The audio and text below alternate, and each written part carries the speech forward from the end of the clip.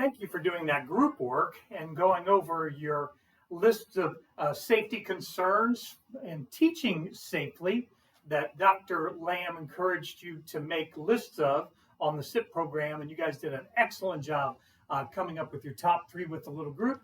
And I thought we kind of work through some of the important ones to kind of touch on and remind ourselves from the list that you all made. I think you all got them all the big ones. And so let's just look at it. So first and foremost, remember that safety is the primary concern with all of our programs.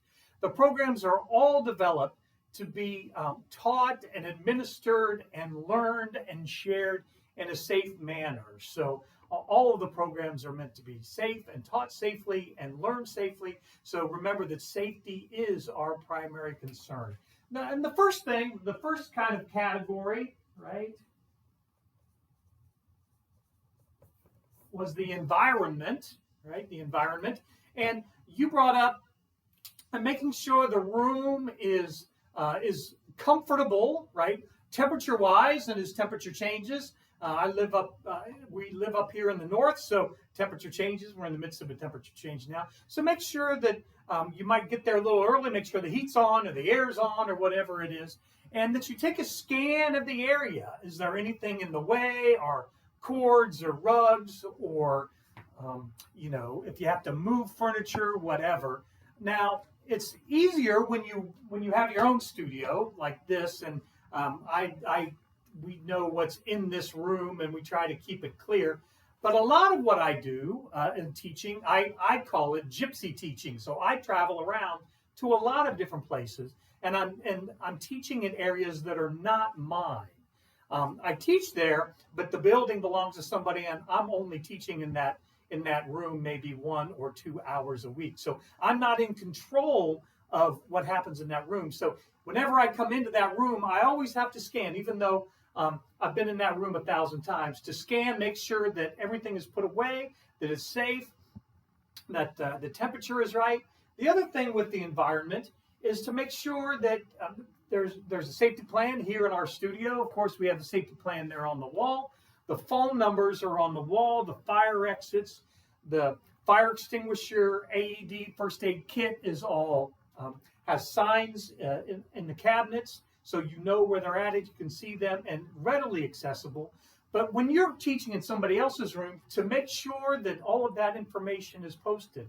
I don't always know the exact address of where I'm teaching, so it's always nice if you have to call 911 or call for a medic or a squad, that there's an address and the phone number and all of the information you would need to give to first responders when they needed to know where you were in case there was an emergency.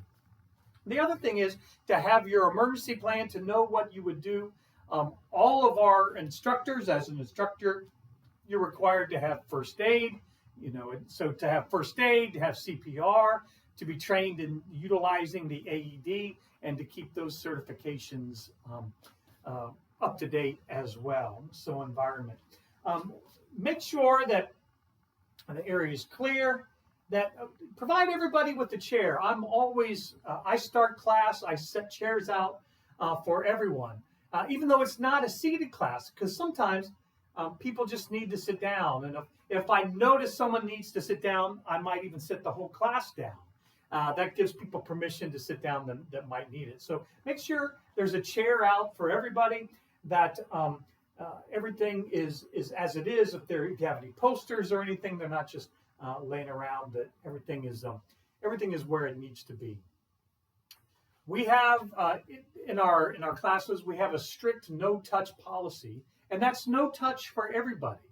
It's not only instructors touching participants, but it's also participants touching participants. That's the more difficult one, because I can remind myself to not touch somebody, and I can make sure that I keep distance so somebody doesn't touch me. But amongst participants, you just have to remind that we have a strict no-touch policy, and that's for safety reasons, right?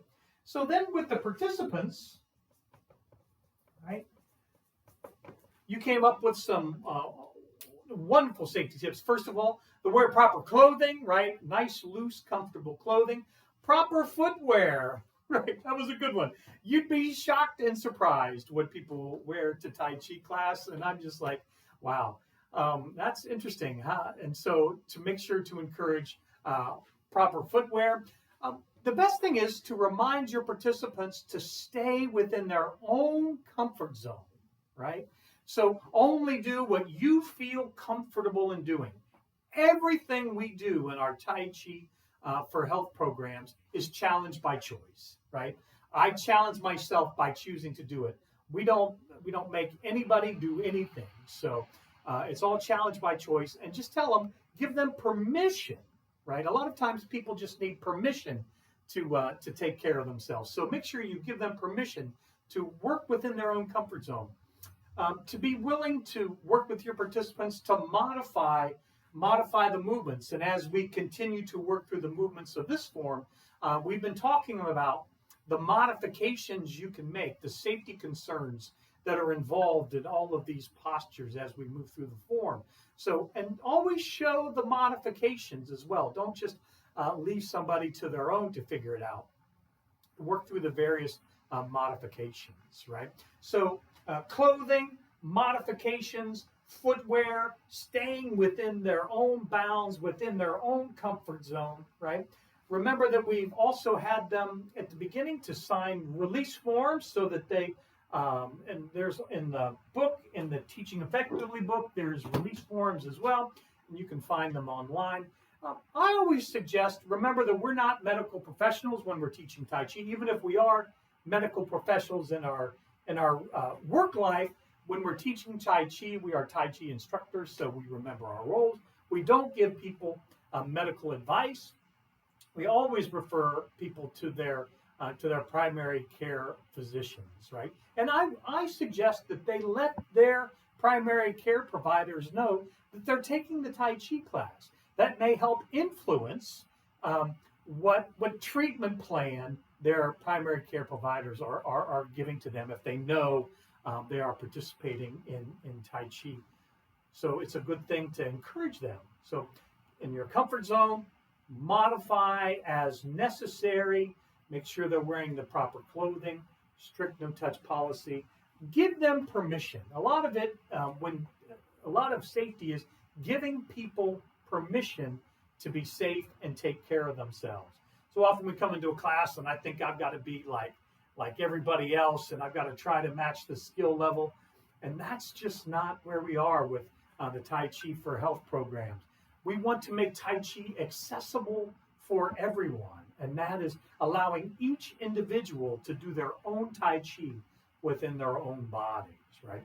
As an instructor, I'm always paying attention. You gave some concerns for instructors, always paying attention, keeping an eye out. You always make corrections of safety concerns, right? If you need to just kind of draw it to the whole class too. Be careful, just point. You don't want to point somebody out as a safety concern. But what I'll do is I'll kind of stop what we're doing and I will make a correction for safety concerns to the whole class, and I'll demonstrate to the whole class without singling everybody out, because that way everybody hears it, including the person for whom you had the concern. But don't be afraid to kind of stop what we're doing, to start again once we give some guidance in those safety concerns, right? We are not medical professionals, to remember that. Remember that safety is the first concern. I always think about teaching to the kind of the lowest level, making sure that when I give examples, I'm not doing the highest level of expectation, right? You can go and see on YouTube, for instance, and people are doing, when they kick, they're kicking way up here. Well, if we always kick way up here, there's no kicks in the Tai Chi for arthritis form. Don't worry about that. It must be in part 3, maybe. No, it's not in.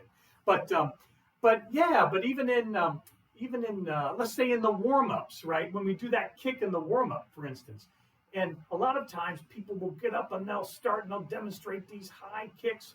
Well, it might be better for you as the instructor up front to just touch your foot down on that, to do the lowest risk visual as possible, and then tell people if you are comfortable and you feel like you are capable, you can raise your foot higher, but to demonstrate kind of the lowest level, right? Same thing when we're doing modifications. If we're talking about shifting our weight and turning our feet, to show and demonstrate the modifications more than just doing the form straight, so that people see the modifications, which also gives them permission to do the modifications themselves.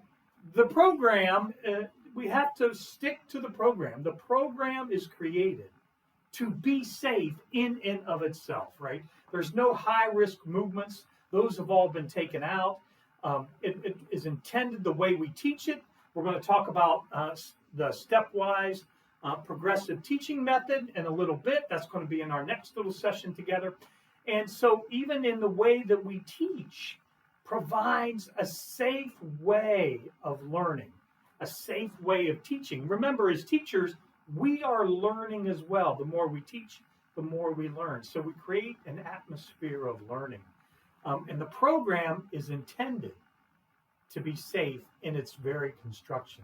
So follow the program. So often I've seen instructors, they go off and they'll kind of be in their class, and I'm like, I'm not sure that's the program.